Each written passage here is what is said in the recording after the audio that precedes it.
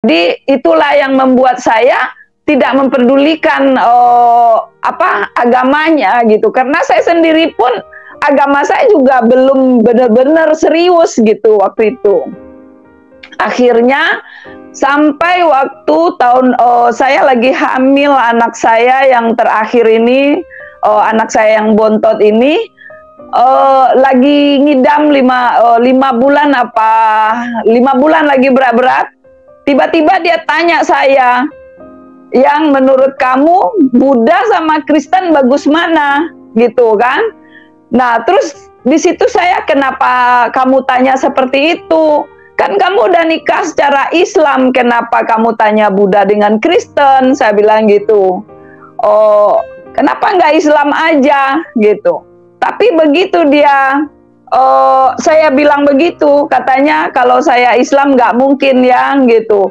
Nah disitulah di pikiran saya pahit, di pikiran saya nyesel, marah, pokoknya segala macam berkecamuk dalam pikiran hati saya gitu ya. Ya puji nama Tuhan, salam kembali berjumpa dengan saya. Saudaraku, pada kesempatan ini kita akan mendengarkan sebuah kesaksian yang sangat luar biasa dari seorang ibu muslimah yang telah memutuskan untuk mengikuti Yesus. Penasaran dengan video kesaksiannya? Mari kita sama-sama tonton video kesaksian berikut ini. Bapak Ibu semua, salam Pak Dani, salam Pak Oscar, Ibu Tri, terima kasih sudah hadir, sudah support saya, terima kasih. Ini teman baik. Terima kasih, salam. Saya lah bingung mau memulai dari mana ya Pak ya. Jadi gini aja, saya berlatar belakang dari Minang, dari Padang, kampung terpencil, dengan berlatar belakang dengan orang tua yang memegang adat istiadat tinggi ya. Jadi waktu saya masih gadis belia itu, saya tidak merasa menjadi seorang putri, karena waktu itu saya nggak ada puber ya, pubernya sudah terlambat ceritanya. Jadi saya dijodohkan dengan pemuda Minang, dan kebetulan waktu itu saya memang tidak setuju, tidak mau ya, namun karena menghormati orang tua, saya lanjut, saya pertahankan menikah sampai 2 anak, 10 tahun gitu. Jadi tahun 1995 saya berpisah dengan suami pertama, 5 tahun single parent. Nah setelah single parent ini, yang tadinya masa puber yang terlambat, yang tidak kebagian, waktu single parent itu saya pengen menikmati gitu masa puber yang tadinya terlambat, yang hilang gitu. Jadi waktu saya single parent itu saya pengen tahu semuanya, karena memang waktu persiapan saya bercerai dengan suami pertama itu saya belajar salon, dan waktu saya kerja di salon, disitulah kesempatan buat saya, karena saya kepengen tahu apa itu dunia di luar gitu, apa itu Jakarta gitu ya. Mungkin masih muda dan memang kurang bahagia masa mudanya, dulu kata teman-teman saya begitu gitu ya. Tapi dengan berjalannya waktu, 5 tahun single parent, dengan banyak perjuangan, dengan banyak dengan ini ya, seorang anak kampung, seorang anak yang dididik dengan adat istiadat yang sangat-sangat ketat. Kalaupun ada kesempatan, tapi rasa takut, rasa pencemaran nama baik orang tua itu sangat tinggi sekali gitu. Jadi sungguh pun saya ada kesempatan untuk bebas, tetapi ketakutan saya untuk didengar oleh orang tua saya dengan hal-hal yang negatif dari hidup saya, itu melebihi saya takut akan Tuhan. Karena waktu itu saya memang seorang muslim tapi tidak begitu fanatik, dan kalau sholat, kalau menjalanin ibadah, ya kalau lagi suka, lagi mood, ibadah. Kalau lagi masalah, ibadah gitu. Jadi sehingga kondisi itu memang bukan takut dengan orang tua gitu, bukan takut dengan Tuhan gitu. Tapi yang ada, yang tertanam di pikiran saya, kalau saya kenapa-kenapa, kalau saya bejat, kalau saya bergaul bebas, yang saya pikirkan orang tua saya. Karena orang tua saya sangat baik mendidik saya dengan adatnya ya. Jadi saya bangga dengan orang tua dan bersyukur itulah yang menjaga saya waktu itu ya. Terus sampai saya ketemu sama Pak Edi, menikah dengan Pak Edi. Jadi waktu menikah itu Pak Edi ini mau masuk Islam gitu, mau masuk Islam terus menikah dengan saya. Terus namun setelah sampai di rumah mungkin hanya sebulan 2 bulan aja, terus dia ke Buddha lagi. Namun waktu itu karena sosok seorang Pak Edi, yang saya ambil dari Pak Edi, rasa kekeluargaannya yang sangat tinggi, rasa santun sama orang tua yang tinggi, itu yang membuat saya tidak peduli dengan imannya. Maksudnya saya tuh tidak peduli dia kembali lagi ke Buddha gitu. Karena bagi saya waktu itu, saya aja seorang muslim yang dari kecil dididik sama orang tua juga tidak sesantun Pak Edi gitu. Bahkan dari keluarga saya itu boleh dikata tidak jumpa gitu sesantun Pak Edi, seperhatian Pak Edi kepada keluarga gitu. Jadi itulah yang membuat saya tidak memperdulikan agamanya gitu. Karena saya sendiri pun agama saya juga belum benar-benar serius gitu waktu itu. Akhirnya sampai waktu saya lagi hamil anak saya yang terakhir ini, anak saya yang bontot ini, lagi ngidam 5 bulan 5 bulan lagi berat-berat. Tiba-tiba dia tanya saya, yang menurut kamu Buddha sama Kristen bagus mana gitu kan? Nah, terus di situ saya, kenapa kamu tanya seperti itu? Kan kamu udah nikah secara Islam, kenapa kamu tanya Buddha dengan Kristen? Saya bilang gitu. Oh, kenapa nggak Islam aja gitu? Tapi begitu dia, saya bilang begitu, katanya kalau saya Islam nggak mungkin ya gitu. Nah, disitulah di pikiran saya pahit, di pikiran saya nyesel, marah. Pokoknya segala macam berkecamuk dalam pikiran hati saya gitu ya. Akhirnya saya ngobrol dengan keponakan saya. Kebetulan keponakan saya ini kuliah di UI jurusan sastra Arab. Dia waktu itu kasih saya kaset saya cerita sama keponakan saya gitu loh. Jadi begitu saya cerita sama keponakan saya, dia kasih kaset Haji Irene, mantan biarawati yang sekarang juga dikenal viral juga ya.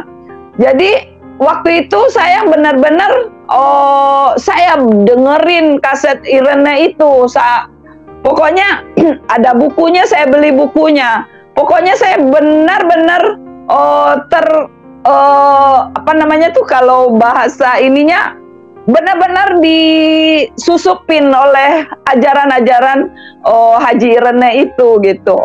Singkat cerita, berjalan waktu kami seringlah, jadi yang tadinya saya Islam, ya sholat aja nanti gitu kan. Tapi sejak Pak Edi ke Buddha, ke Kristen, saya bertobat, saya bersungguh-sungguh gitu. Saya serius mendalamin iman saya. Ya mulailah dari situ saya rajin ikut-ikut pengajian, ikut-ikut ustazah gitu ya. Sehingga anak saya pun saya benar-benar bekap karena saya takut. Karena saya takut jangan sampai anak saya jangan sampai anak saya dengar itu namanya Yesus gitu.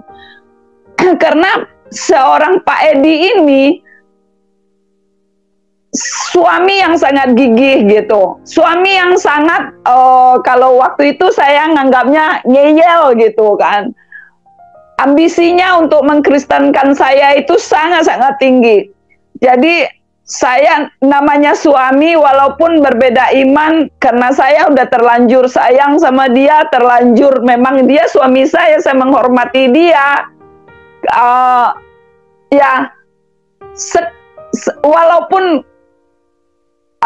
Walaupun dia begitu menyebalkan, mengajak saya, sering ajak saya pergi. Kalau di rumah itu saya setel kaset ceramah agama iman saya, dia ganti dengan kaset khotbah Kristen gitu.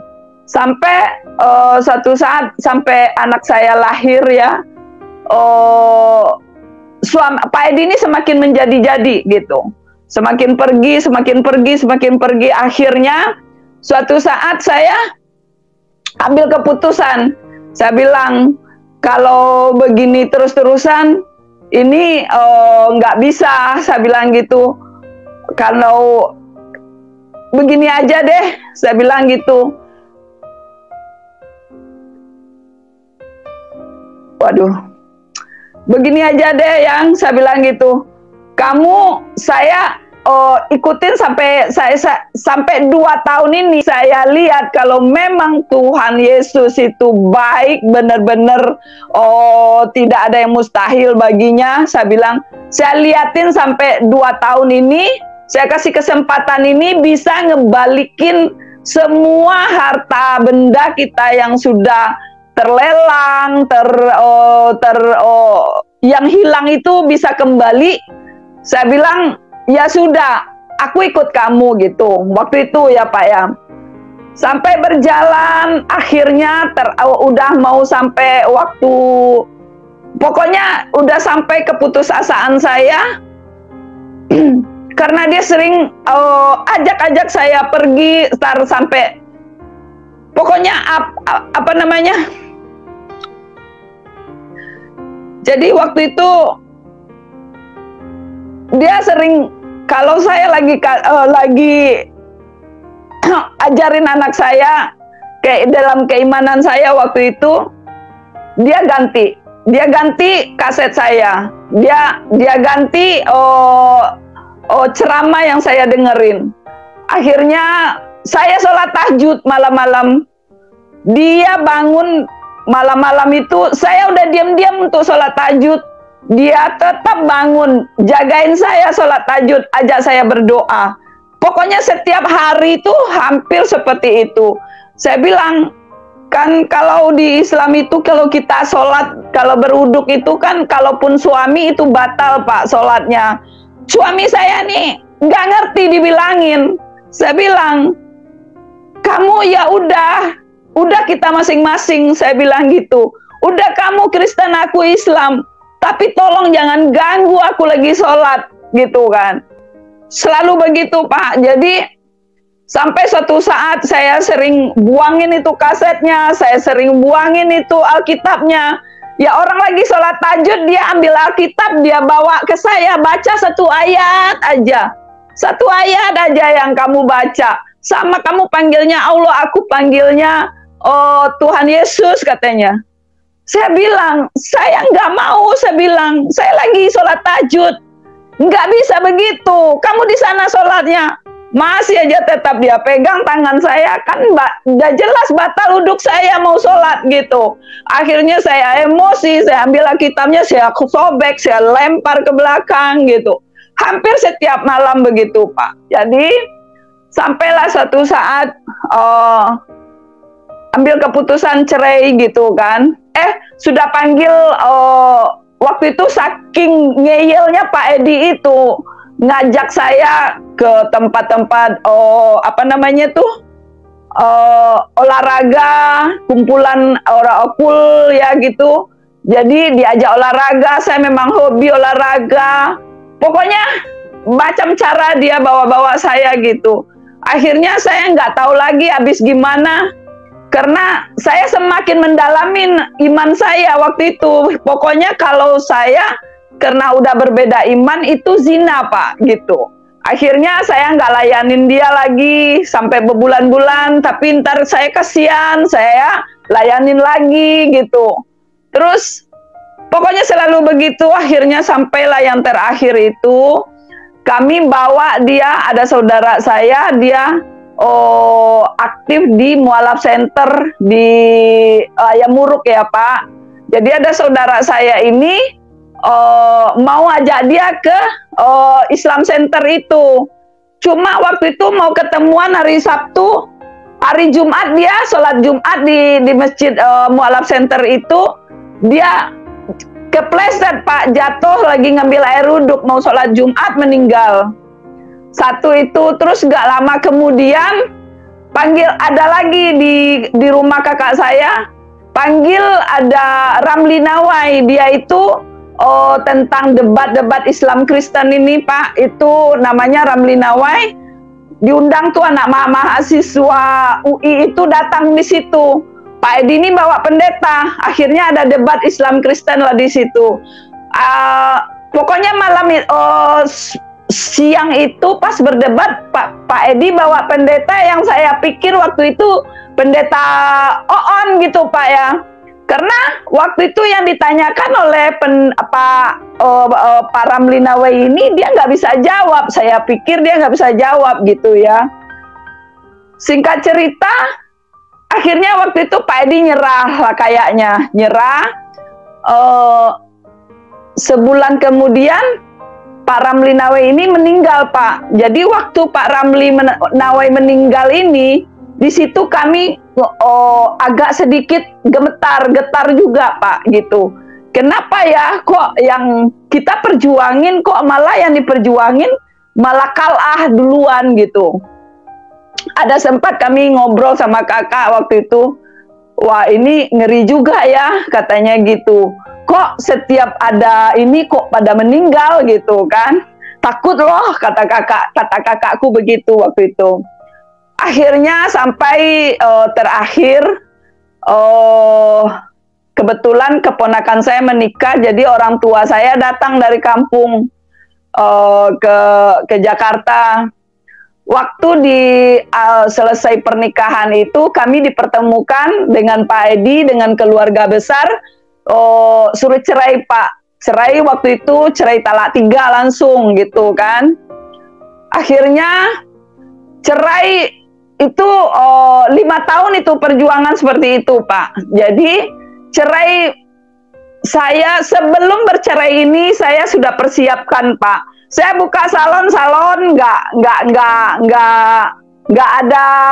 ada pengunjung. Saya jualan bakso nggak laku. Saya jualan soto Betawi nggak laku. Terakhir itu saya jualan nasi uduk ya Pak ya. Saya jualan nasi uduk, yang jualan itu dikasih saya, jualannya dia itu dikasih saya biar saya bisa gantiin dia, diajarin bumbunya, resepnya. Itu enak sekali Pak, tapi nggak ada yang belanja gitu. Singkat cerita, saya kewalahan Pak. Jadi anak saya 4 ya Pak ya, yang kecil-kecil dari Pak Edi itu lagi sedang-sedang kuatnya minum susu dan lagi sedang-sedang benar-benar butuh biaya besar. Terus anak saya yang 2 yang besar, karena kami sering ribut bertengkar, yang nomor 2 itu mainnya di warnet Pak, main warnet pokoknya ngilang terus gitu.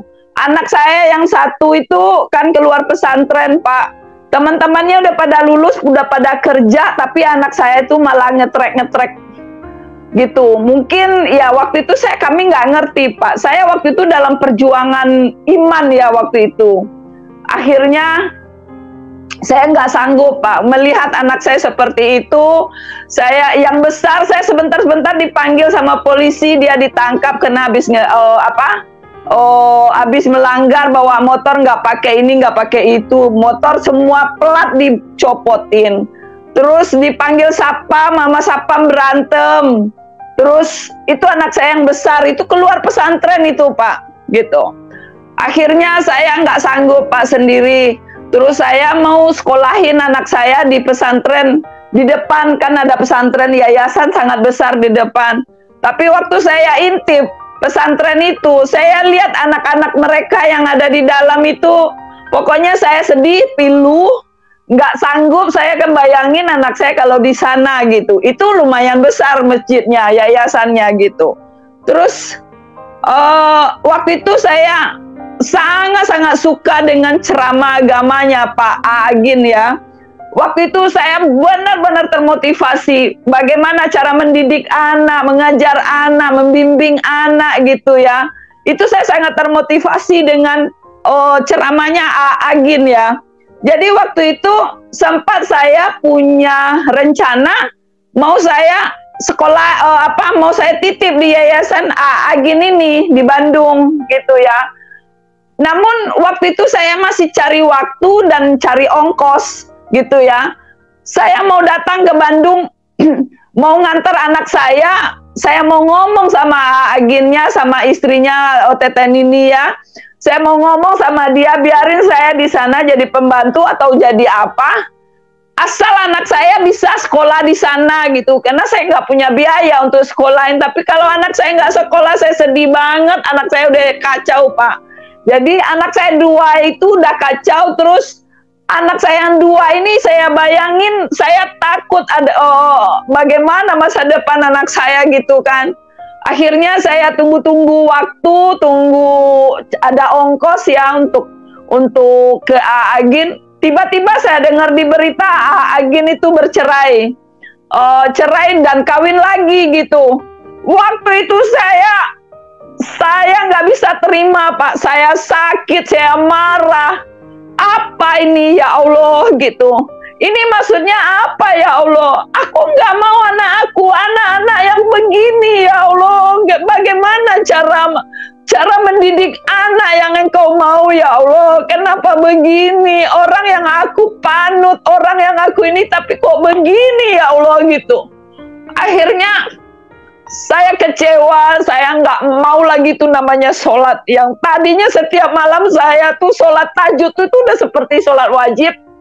Sholat istiqoroh itu udah seperti sholat wajib. Sholat sunnah, duha, apa semua saya tuh seperti sholat wajib semua gitu.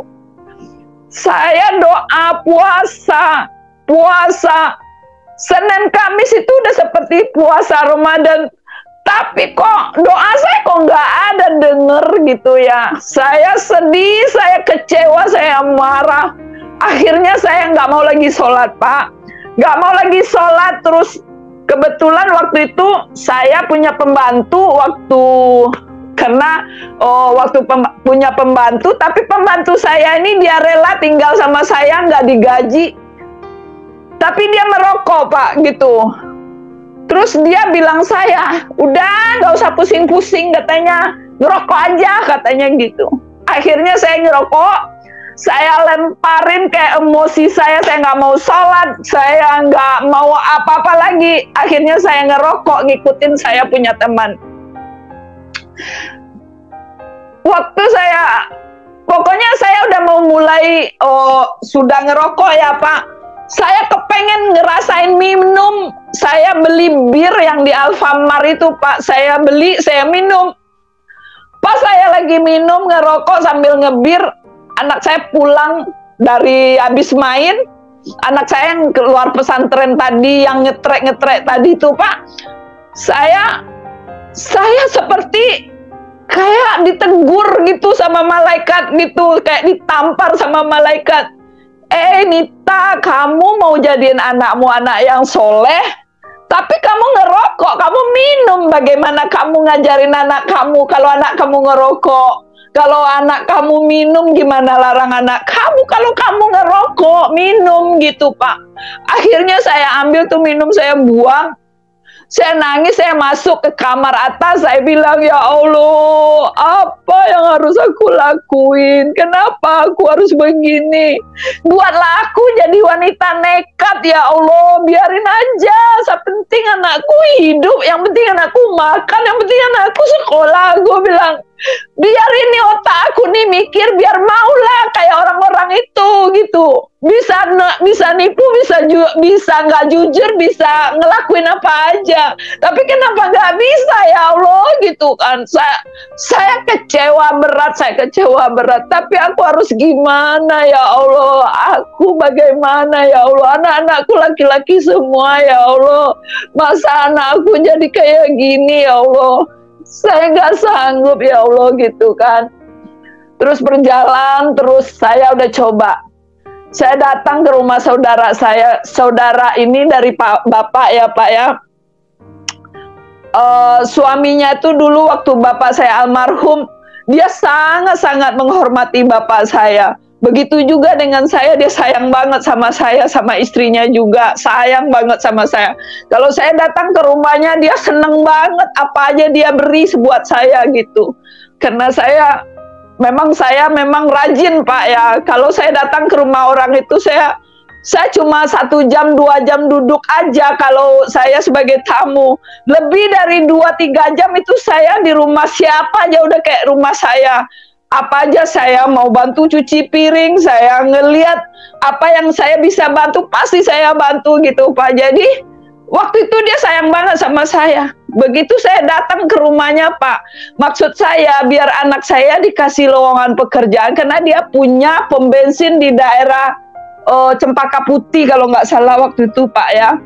Jadi saya datang ke rumahnya, saya ceritalah, suami saya begini-begini. Dia bilang apa sama saya Pak? Katanya dia udah nggak respect lagi sama saya. Sejak saya punya suami Cina, katanya dia nggak respect lagi dengan saya. Saya marah Pak, saya kecewa. Saya bilang, saya mungkin tipe orang yang gengsinya tinggi kali ya Pak. Saya datang ke sini cuma menawarkan tenaga pekerja, mau kerja apa aja. Saya nggak minjem loh, saya datang nggak minta loh, saya cuma mau menawarkan tenaga saya, asal anak saya bisa bekerja gitu. Saya marah, saya nggak terima dalam hati saya Pak ya. Saya pulang ke rumah saya, akhirnya ada sepupu saya di Lampung, paling kaya, zaman itu paling kaya di Lampung itu Pak.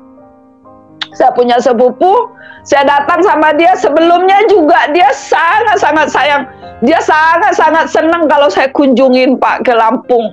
Tapi saat itu, dia memang tetap sayang, tetap kasih di anak saya uang saku lah kalau pulang dari sana itu.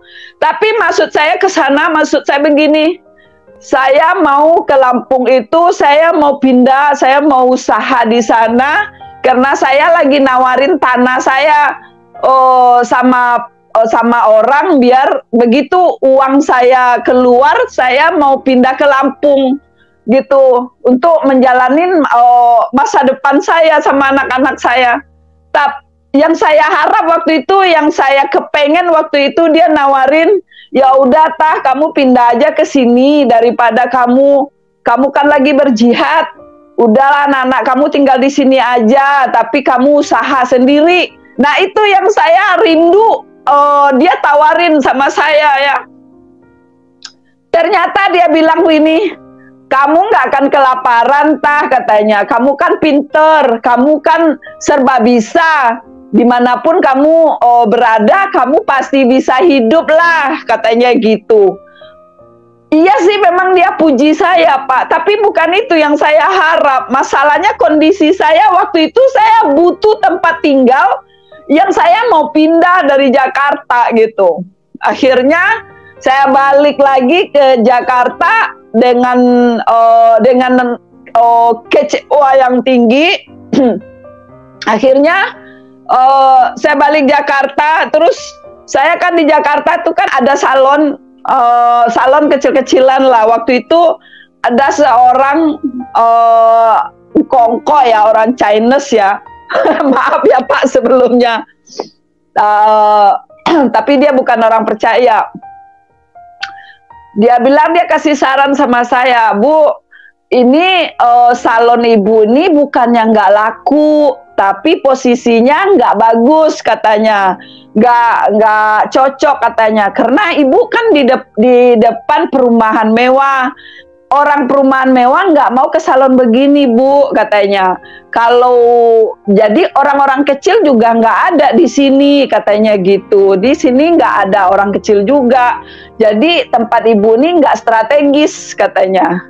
Mending ibu katanya kasih brosur sama ibu-ibu perumahan.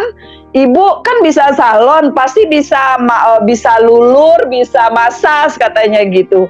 Ya bisa lah Pak, saya bilang gitu. Oh ya boleh dong Pak, sarannya sangat-sangat bagus. Saya bilang gitu, terima kasih Pak, saya bilang gitu. Akhirnya udah dilupakan begitu ya Pak. Mungkin sekitar seminggu lah kemudian, dia telepon saya. Katanya istrinya mau masas, katanya gitu. Ibu bisa masas istri saya.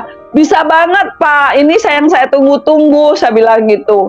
Saya fokus aja, karena memang pikir saya memang ya nasihatnya itu memang benar-benarnya masuk di akal gitu. Tidak ada satu pikiran curiga sama sekali gitu. Akhirnya saya dijemput dia, datang ke rumahnya. Namun sampai di rumahnya memang ada sendal, ada tanda-tanda, ada istrinya gitu, ada orang berumah tangga gitu kan. Terus langsung aja naik ke atas, Bu, katanya. Istri saya di atas. Ya saya dengan polosnya Pak, saya naik, saya masuk. Itu nggak ada si ibunya gitu. Nggak ada si ibunya gitu kan. Akhirnya si bapak ini masuk, langsung kunci kamar Pak gitu. Waduh, hati saya udah berpikir, dan puji Tuhan 5 tahun single parent, saya sudah ahli untuk membuyarkan nafsu laki-laki bejat itu ya.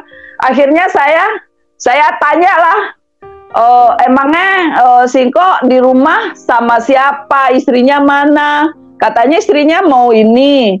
Terus Singko nggak kerja, Singko usahanya apa, pekerjaannya apa? Akhirnya saya tanya baik-baik Pak. Begitu saya tanya-tanya dia, akhirnya nafsu bejatnya itu hilang ya Pak ya. Akhirnya selamatlah saya Pak. Begitu saya selamat, saya dipulangin tanpa dikasih duit sama sekali kan. Padahal saya butuh duit Pak, saya butuh duit buat makan sore anak saya. Akhirnya sampai di rumah, saya berpikir begini, ya Allah, kok begini banget cari duit halal ya Allah. Aku cuma cari uang buat makan ya Allah, bukan buat kaya. Aku buat kasih makan anak ya Allah, mau aku apain anak aku ini ya Allah, gue bilang gitu. Aku harus gimana lagi cari uang ya Allah gitu kan. Akhirnya dalam saya sedih begitu kan. Sebenarnya jujur waktu itu sekilas dalam pikiran saya, kenapa saya nggak layanin aja ya tuh orang tadi, toh saya udah janda kok gitu kan. Toh cari duit halal nggak dapat juga gitu. Akhirnya tapi waktu saya berpikiran begitu, tiba-tiba lagi suara pikiran yang lain berkata, ya ampun Nita, masa anakmu kamu mau kasih makan uang haram, uang zina? Kamu nggak kasih makan begitu aja, anakmu kayak gini loh sekarang gitu. Si Pani begini, ugal-ugalan, ngetrek-ngetrekan, yang satu main di warnet terus. Ini anakmu kecil-kecil mau jadi apa? Kalau kamu mau kasih makan dengan uang yang begitu. Saya sedih terus aku, ya Allah, aku harus gimana? Ya Allah, tolong ya Allah, tolong ya Allah.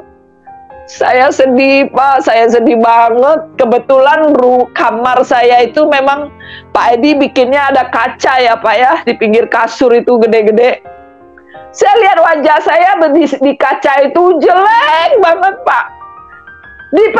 Waktu saya lihat kaca, kamu tuh udah tua gitu loh. Kamu tuh udah punya anak banyak. Kamu jangan pikir yang lain-lain. Pokoknya waktu itu berkecamuk pikiran saya, Pak, berkecamuk. Pokoknya saya nggak tahu lagi mau berbuat apa. Tapi bersyukurnya waktu itu tidak terlintas sih mau bunuh diri gitu ya, Pak. Akhirnya setelah itu saat saya galau kayak gitu, Pak Edi datang. Nah, disitulah permulaan waktu Pak Edi datang. Aku melihat suami saya salah apa ya? Kenapa saya berpikiran mau berzina? Kalau saya mau berzina, ya berzina dengan suami saya aja. Atau berzina dengan bapaknya anak saya, toh. Dalam hati saya berpikir begitu. Udah waktu itu saya langsung bilang aja sama Pak Edi yang, aku nggak sanggup lama-lama keadaan kayak gini yang kita harus cari jalan yang benar, yang keputusan yang benar gitu. Terus kamu mau apa dari saya ya, katanya gitu. Kita rujuk aja ya. Aku nggak sanggup. Aku nggak tahan lihat anak-anak. Aku nggak bisa ngebayangin masa depan anak nih kayak apa. Akhirnya Pak Edi tuh langsung sujud syukur, puji Tuhan. Puji Tuhan, terima kasih Tuhan. Apa yang telah Kau persatukan tidak ada yang bisa memisahkan Tuhan. Kami pelukan, waktu dipeluk sama dia, saya nggak mau lepas lagi. Akhirnya, waktu itu saya kepikir, kalau saya rujuk, saya nggak mau fanatik lagi gitu. Kalau saya nggak mau ribut lagi gara-gara perbedaan iman ini. Saya malu berantem, saya malu dengan Pak RT gitu.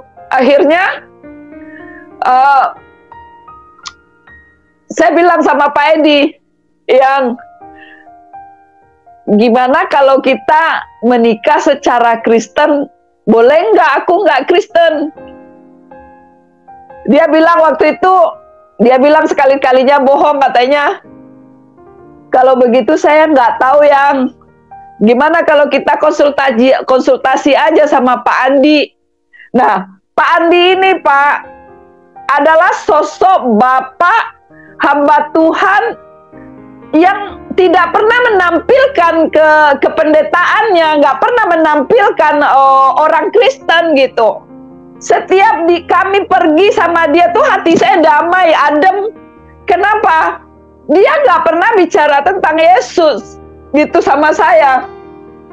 Bapak, saya minum ya. Cuma yang dia praktekkan ke saya, kalau dia pergi, dia selalu diajak pergi sama dia. Kalau dia ada bonus ada di kolam renang, dia kasih kesempatan saya dan anak-anak saya sama keponakan saya ikut renang. Pokoknya saya dianggapnya seperti anaknya sendiri, Pak. Anak saya dianggapnya seperti cucunya gitu.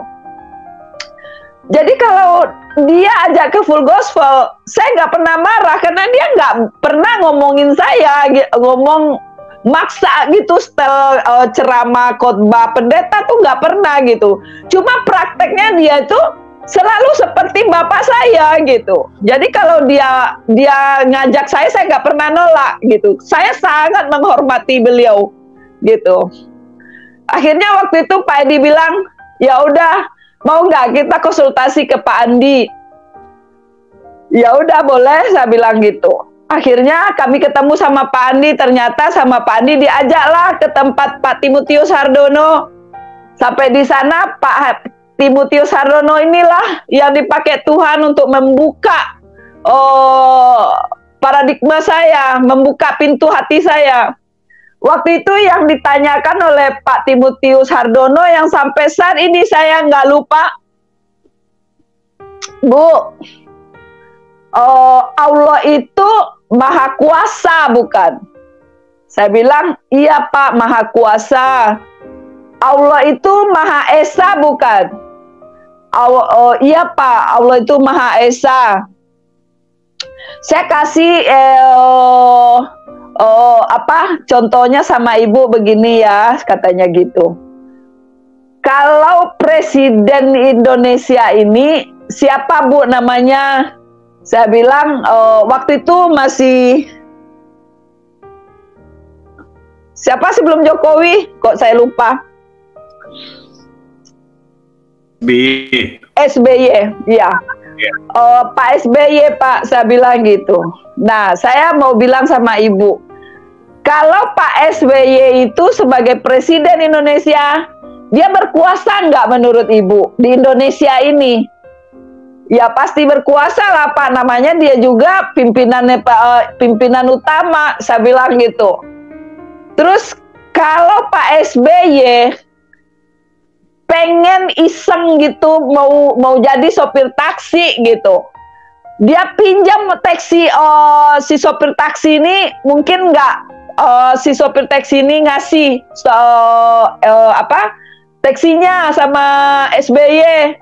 Saya pikir ya pasti dikasih lah Pak. Malah saya senang, saya bilang kalau pinjam sama saya, karena dia orang besar gitu kan, pemimpin gitu kan. Oke, sekarang saya balik pertanyaannya sama ibu. Kalau si sopir taksi ini pengen menggantikan posisi presiden dari SBY, boleh nggak katanya gitu. Pertanyaan itu seperti konyol, tapi menurut saya waktu itu yang membuat saya terbuka hati saya gitu. Oh iya ya, Allah itu Maha Kuasa gitu. Dia punya kuasa, mau jadi apa, mau jadi anak, mau jadi Isa, mau jadi Yesus gitu kan. Di situ langsung terpikir di pikiran saya, karena dia bilang begitu kan. Dia udah tanya, Allah itu Maha Kuasa gitu. Akhirnya itulah yang membuka paradigma saya. Singkat cerita waktu itu, ya udahlah, saya nggak perlu fanatik lagi. Toh Tuhannya orang Kristen tuh sama dengan Tuhan saya gitu. Itu awal mula ya Pak. Singkat cerita, suatu saat ada ibadah apa namanya, yang persekutuan suami istri ini Pak, di Hotel Yasmin di Puncak Pak. Waktu itu suami istri waktu acara itu saya ikut kan, sebelum masuk ke kamar masing-masing kan duduk dulu di restorannya gitu ya. Duduk tuh banyak hamba-hamba Tuhan lagi sharing firman Pak. Waktu itu ada yang bilang begini, pada mulanya manusia itu jatuh ke dalam dosa, bertobat, berdosa lagi, bertobat lagi. Tapi waktu itu saya meresponinnya, itu saya Pak. Saya dulu orang baik-baik, terus saya pernah single parent, pernah sempat bandel, terus saya bertobat begitu menikah dengan Pak Edi. Begitu cerai saya ngerokok lagi, mabok lagi. Itu saya pikir itu saya sendiri gitu kan waktu itu. Saya dengar aja Pak. Akhirnya sampailah pada jam acaranya. Waktu malam itu ada pujian penyembahan. Yesus Engkaulah Tuhan. Waktu pujian itu hati saya itu sangat damai, sangat senang, tapi waktu saya memperkatakan bahwa Yesus itu Tuhan, tapi saya takut murtad Pak. Tidak, Yesus tidak Tuhan, nanti kamu murtad gitu. Pokoknya dalam pikiran saya itu berkecamuk gitu. Tapi enak didengar, damai di hati, tapi kok lidah saya tuh nggak mau mengucapkan bahwa Yesus adalah Tuhan gitu.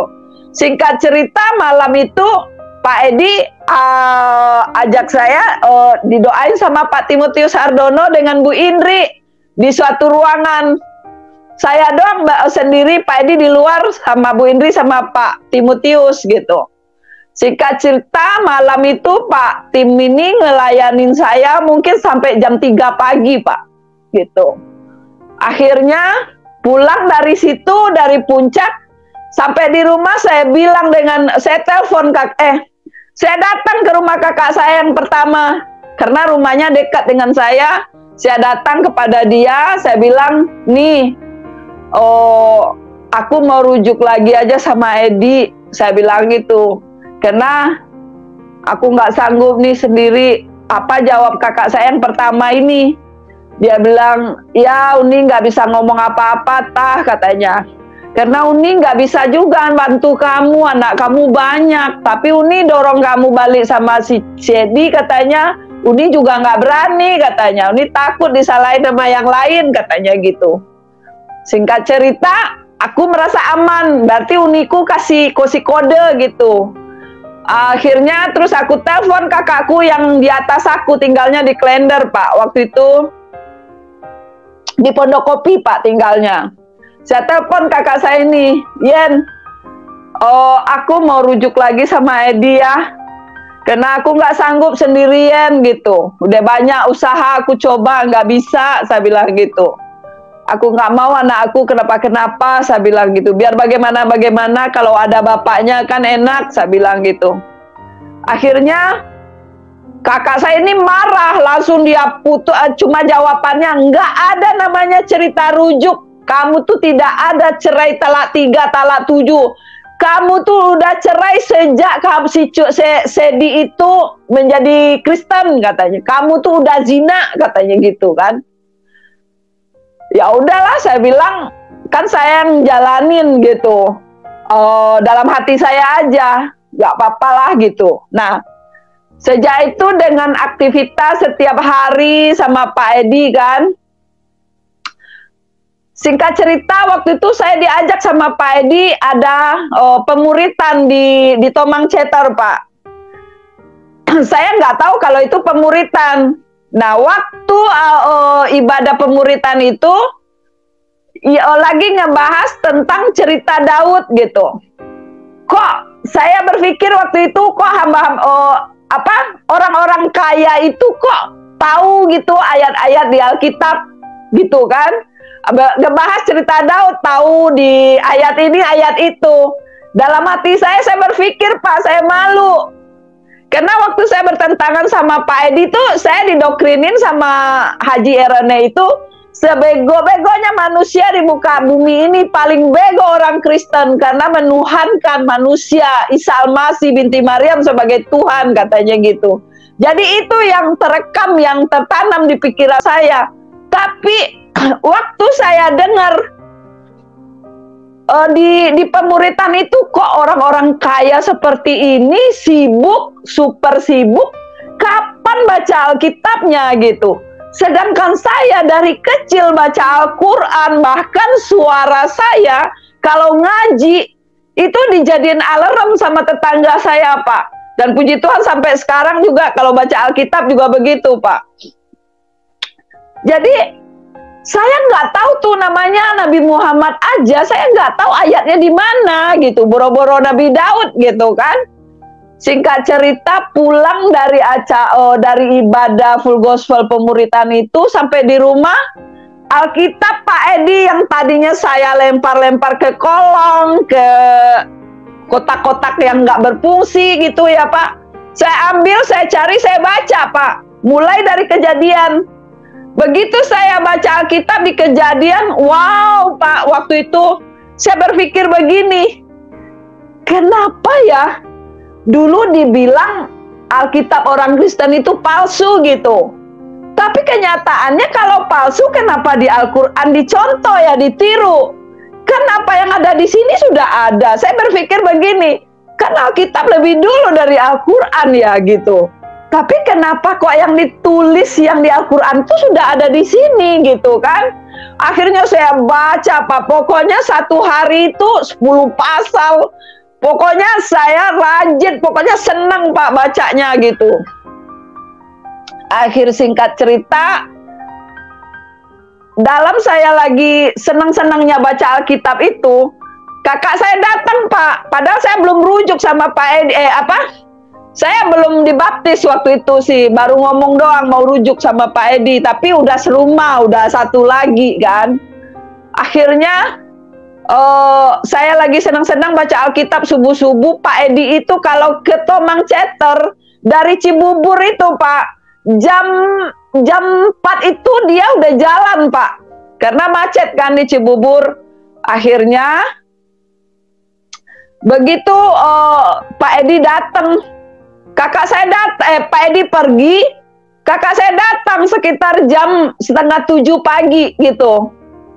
Dia marah-marah, mana Sedi itu, ngomong Padang kan, mana itu Sedi, katanya Sedi Panduto, Sedi pembohong, Sedi guguk, Sedi ini apa, aku bunuh dia. Dia langsung ke atas nyari Edi, dan puji Tuhan waktu itu Pak Edi sudah berangkat ke Tomang pagi-pagi jam 4 pagi gitu kan. Nah waktu itu saya telepon Pak Edi kan, saya telepon Pak Edi yang tadi malam tadi malam kakak saya itu dia bilang dia datang ke rumah katanya gitu. Saya lempar-lempar, saya ketok-ketok nggak ada yang dengar katanya, nggak dibukain pintu katanya.